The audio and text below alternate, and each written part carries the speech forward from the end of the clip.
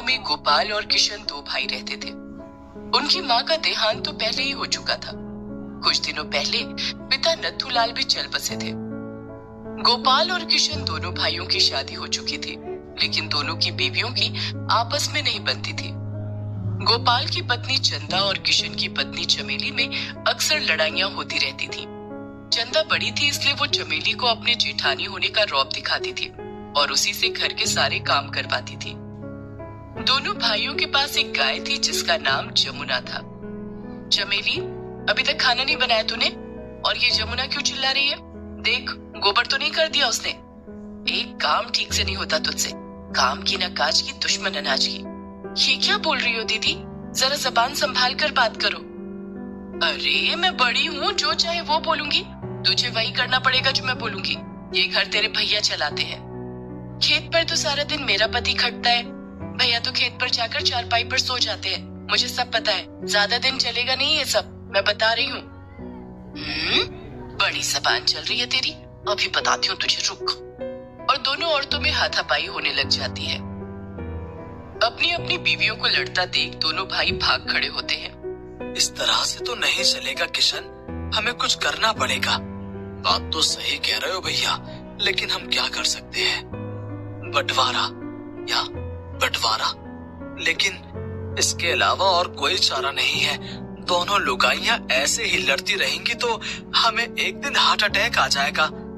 किशन गोपाल की बात मान लेता है। पंचायत बुलाई जाती है और गांव के मुखिया चमनलाल के सामने दोनों भाइयों के बीच बंटवारा हो जाता है। घर के बीचों बीच एक दीवार खड़ी हो जाती है। चलो भाई, हो गया बंटवारा, अब दोनों भाई शांति से रहो। ऐसे कैसे हो गया बंटवारा?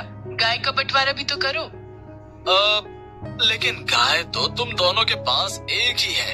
एक गाय को दो हिस्सों में कैसे बांटोगे, और वो रहेगी किसके पास?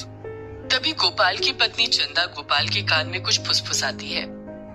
मुखिया जी, ये गाय 1 महीने मेरे पास रहेगी और 1 महीने किशन के पास। मैं बड़ा हूँ, इसलिए सबसे पहले गाय मेरे पास रहेगी। ठीक है, दोनों भाई राजी हो तो मुझे क्या दिक्कत। किशन बड़े भाई की बात मान लेता है और शर्त के मुताबिक गाय जमुना को बड़ा भाई गोपाल अपने घर ले जाता है। जमुना काफी दुधारू गाय थी। वो देखने में जितनी सुंदर थी उतनी ही हृष्ट पुष्ट भी थी। जमुना का दूध पूरे गांव में मशहूर था। अरे गोपाल भैया, अच्छा किया जमुना को तुम ले आए। ये लो बाल्टी और 2 किलो दूध कर दो। हमारे घर के बच्चे तो जमुना का दूध ही पसंद करते हैं। कहते हैं जमुना का दूध बहुत गाढ़ा और स्वादिष्ट होता है। हाँ हाँ, अभी लो भैया 2 किलो दूध। अब सुबह शाम गोपाल के घर के बाहर ग्रामीणों की लाइन लगी रहती थी। गोपाल जमुना के दूध की दही जमाता और मिठाइयाँ बनाता। उसकी मिठाइयाँ पूरा गांव खरीदकर बड़े चाव से खाता। ये सब देखकर किशन की पत्नी चमेली चलने लगी। देखो जी, गोपाल भैया तो पैसों में खेल रहे हैं और पूरे गांव में दूध की नदियां बहा रहे हैं। तू परेशान क्यों होती है चमेली? बस 1 महीने की बात है। अगले महीने जमुना के दूध की नदियां हम बहाएंगे। गोपाल और उसकी पत्नी चंदा जमुना की बहुत सेवा करते। चंदा रोज सुबह सुबह जमुना का गोबर साफ करके उसे नहला देती। जमुना के आसपास भी वो साफ सफाई का बहुत ध्यान रखती। जमुना को मक्खी मच्छर से बचाने के लिए वो गौशाला में रोज धूप जलाती। गोपाल जमुना को बड़े प्यार से चारा खिलाता। खा, भरपेट चारा खा। ये ले, तेरे लिए गुड़ और खल्ली भी लाया हूँ। खूब खा, जी भर के खा। दोनों पति पत्नी का प्यार देखकर जमुना भी उनसे बहुत खुश थी। इसी तरह एक एक करके दिन बीत गए और 1 महीना बीत गया। अगले महीने की 1 तारीख को किशन अपने बड़े भाई गोपाल के घर आया।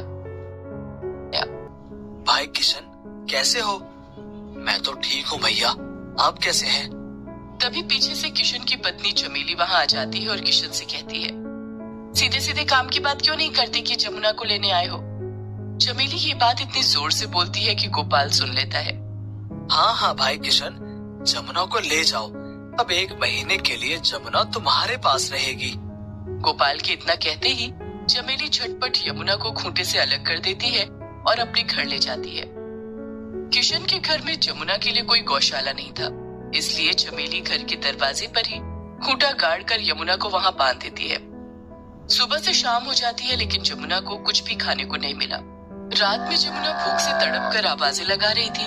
तब किशन उसे चारा डालने के लिए जाता है। तभी चमेली वहां आ जाती है। ये क्या कर रहे हो?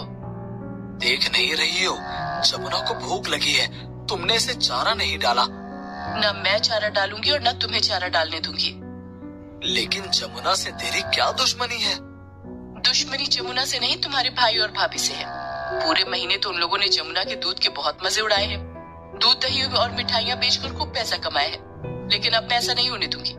जमुना की हालत तो मैं ऐसी कर दूंगी कि ये किसी काम की नहीं रहेगी। तुम इंसानों का गुस्सा इस बेजुबान जानवर पर निकालोगी? तो क्या करूं? तुम्हारे भाई और भाभी से जाकर लड़ूं? नहीं नहीं, तुम भैया और भाभी से कुछ मत कहना। दो भाइयों के झगड़े में बेचारी जमुना पिसने लगी। चमेली ना तो जमुना को चारा डालती और ना ही उसका गोबर साफ करती और ना ही उसकी साफ सफाई का ध्यान ही रखती। बेचारी जमुना के आसपास गंदगी फैल गई। मच्छर और मक्खियां उसका जीना हराम करने लगे। भूख प्यास से परेशान यमुना दिन भर चिल्लाती रहती। ग्रामीणों को दया आ जाती तो कभी कोई 2 रोटी डाल जाता, जिसे खाकर जमुना थोड़ी देर के लिए शांत हो जाती। लेकिन अगले ही पल फिर भूख से बिलबिला उठती। जमुना की यह हालत गोपाल और चंदा से देखी नहीं जा रही थी। सुनिए जी, आप देख रहे हैं ना किशन और चमेली ने जमुना की क्या हालत कर दी है। मुझसे जमुना की यह हालत देखी नहीं जाती। उनसे कहो कि अगर जमुना संभाली नहीं जाती तो हमें दे दे। ये कैसी बात कर रही हो चंदा? शर्त के मुताबिक जमुना इस महीने किशन के पास ही रहेगी। जमुना को अब हम अगले महीने ही अपने घर ला सकते हैं। गोपाल की बात सुनकर चंदा चुप हो गई, लेकिन उससे जमुना का दुख देखा नहीं जा रहा था। रात होते ही जब सब सोने चले जाते तो वो चुपके से जमुना को खाना खिलाती। इस तरह से बेचारी जमुना एक वक्त का ही खाना खा पाती, जिससे वो बहुत कमजोर हो गई थी। धीरे धीरे करके जमुना के कष्ट भरे दिन बीत गए और 1 महीना पूरा हो गया।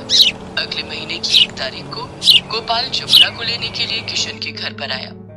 हाँ हाँ भैया, अब आप जमुना को अपने घर ले जा सकते हैं। जमुना बहुत कमजोर हो चुकी थी। वो किसी तरह से चल पा रही थी। गोपाल जमुना को अपने घर ले आया। 1 महीने में क्या से क्या बना दिया हमारी जमुना को। चंदा ने जमुना को नहला धुलाकर साफ किया और चारा डाला। बेचारी जमुना ठीक से खड़ी भी नहीं हो पा रही थी।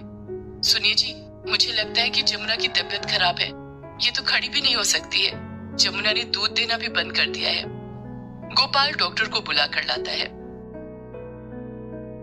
सही खुराक न मिलने की वजह से ये बीमार हो गई है। मैं कुछ दवाइयाँ लिख रहा हूँ, चारे में डालकर इसे खिला देना। गोपाल और चंदा ने जमुना की खूब सेवा की, लेकिन जमुना पहले की तरह स्वस्थ नहीं हो पाई। हमारी जमुना का क्या हाल कर दिया इन कसाईयों ने। चंदा की बात सुनकर गोपाल को एक उपाय सूझा। वो जमुना को खूंटे से अलग करके अपने साथ कहीं ले जाने लगा। जमुना ठीक से चल नहीं पा रहा था तो गोपाल उसे डंडे से मारने लगा। तभी वहां से मुखिया चमनलाल गुजर रहे थे। अरे गोपाल, जमुना को डंडे क्यों मार रहे हो? ये तो पहले ही अधमरी हो गई है। तुम्हारे माता पिता ने इसे अपने बच्चों की तरह पाला है और तुम दोनों भाइयों ने इसकी ये हालत कर दी। हमारे बीच में ना पड़ो चाचा जी। जमुना अब किसी काम की नहीं रही। मैं इसे बेचने के लिए ले जा रहा हूँ। कहाँ बेचोगे इसे? इसे अब कौन खरीदेगा? कसाई के हाथों बेच दूंगा। जीते जी तो अब ये किसी काम ना आएगी, मर के तो काम आएगी। मुखिया चमनलाल चिल्लाने लगे। राम राम राम, ऐसे कैसे कसाई को बेच दोगे? इसका बंटवारा मैंने करवाया था। अब इस बात का फैसला मैं भी करूंगा, वो भी पंचायत के सामने। अगले दिन पंचायत बुलाई गई। दोनों भाई अपनी अपनी पत्नियों के साथ पंचायत के सामने हाजिर हुए। हाँ तो गोपाल, तुम जमुना को कसाई के हाथों क्यों बेचना चाहते हो? ये गाय तुम्हारे माता पिता की आखिरी निशानी है। लेकिन मेरे छोटे भाई ने ये बात नहीं समझी कि जमुना हमारे माता पिता की आखिरी निशानी है। ये महीना पूरा होते ही जमुना को अगले महीने कसाई के पास जाना है, जो उसे तिल तिल कर मौत देगा। जमुना रोज भूख से तड़प तड़प कर मरेगी। इससे तो अच्छा है कि जमुना एक बार में ही मर जाए। इतना कहते ही गोपाल फूट फूट कर रोने लगता है। गोपाल की बात सुनकर छोटे भाई किशन को उसकी गलती का एहसास होता है कि उसने क्यों नहीं अपनी पत्नी चमेली को जमुना के साथ बुरा करने से रोका। किशन और चमेली दोनों ही बहुत शर्मिंदा होते हैं। भैया, मुझे माफ कर दो, गलती मेरी है। मैं भूल गया था कि गौ माता होती है और जमुना को तो हमने हमेशा अपने घर की लक्ष्मी माना है। मैं जमुना को अपने साथ लेकर गया था, सारी उसकी जिम्मेदारी मेरी थी। मैं अपनी जिम्मेदारी नहीं निभा पाया। जमुना की इस हालत का जिम्मेदार मैं हूँ। हमने आपसी झगड़े में एक बेजुबान के साथ बुरा बर्ताव किया। आज से जमुना हम दोनों की है, जमुना का बंटवारा नहीं होगा। मैं तो कहता हूँ कि हमारे घर का ही बंटवारा नहीं होगा। हम एक साथ रहेंगे और जिन्हें ये मंजूर नहीं वो हमें छोड़कर जा सकता है। ऐसा कहकर किशन ने अपनी पत्नी चमेली की तरफ देखा। चमेली किशन का इशारा समझ गई। पंचायत के सामने दोनों भाई एक दूसरे के गले मिले और हमेशा साथ रहने का वादा किया। घर के बीचों बीच बनी दीवार उसी दिन तोड़ दी गई। अब जमुना का ख्याल दोनों भाई मिलकर रखने लगे।